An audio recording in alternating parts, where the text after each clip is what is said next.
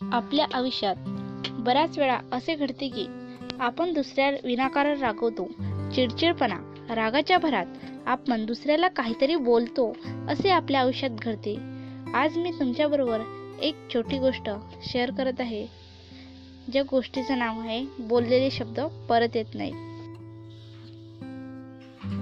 एकदा एका शेतकऱ्याने घराशेजारी राहणाऱ्या माणसाला खूप शिवीगाळ आणि खूप वाईट बोलला.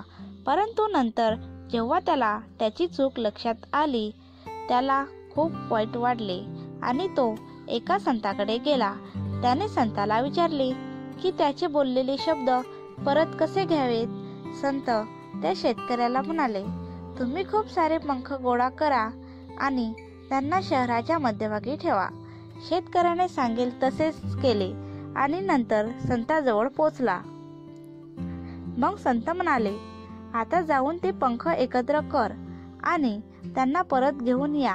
शेतकरी परत गेला, पण तोपर्यंत सर्व पंख हवेतून उडून गेले आणि शेतकरी रिकाम्या हाताने संताजवळ पोचला.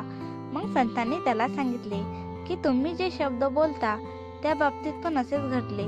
आपल्या तोंडातून शब्द सहजपणे निघून जातात, परंतु ते शब्द परत घेऊ शकत नाही. या कथेतून आपण काय शिकलो? काही वाईट बोलल्यापूर्वी लक्षात ठेवा की चांगले वाईट बोलल्यानंतर काहीही करून आपले शब्द परत घेता येत नाही, परंतु आपण त्या व्यक्तीकडून क्षमा मागू शकतो आणि क्षमा मागायलाच पाहिजे. परंतु मानवी स्वभाव असा आहे की काही पण करा, पण माणसाच्या मनाला कुठेतरी दुःख होतं. जेव्हा आपण एखाद्याला वाईट बोलतो तेव्हा त्याचा त्रास त्याला होतो, परंतु काही क्षणानंतर त्याला वाईट बोलल्याचे दुःख आपल्याला पण होते.